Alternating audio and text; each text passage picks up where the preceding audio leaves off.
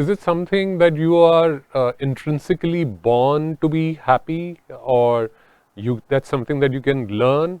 And what do you do? The very good example that you said, I think, earlier, where a baby smiles 400 times a day. Yeah. And as you grow up, those smiles probably are lost along the way into whatever, and they turn into frowns or whatever it might be. Basically, you're not smiling enough. Yes.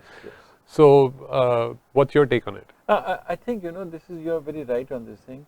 And when of late, recently I realized that there are certain simple things we can do to be a happier self. And the first thing that comes to mind is meditation.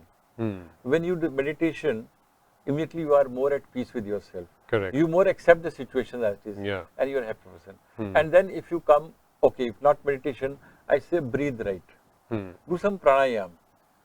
Alom Vilom, Nadi Shodhan, Bhastrika, Brahmari, whatever you can do. Correct. If you breathe right, and lastly eat right. Mindful eating, I think that's mindful very eating, important. And point is, if you're watching your newspaper in one hand, or your mobile now in one hand, and then you are eating constantly, you don't know what you're eating. And the food has energy, it's not going in. I've realized, that brain, your emotions drive everything. True. So whatever you do, give your 100% to it. You want to play, give your 100%. Yeah. चार काम एक साथ मत करो. खाना खाना है तो मोबाइल अलग दीजिए.